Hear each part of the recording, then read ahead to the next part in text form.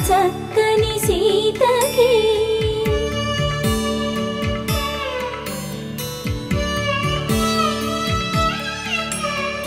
ఎర్ర జాబిలి చేయి రాముడేడని అడుగుతుంటే చూడలేదని పెదవి చెప్పలేమని కనులు చెప్పే నల్ల పూసై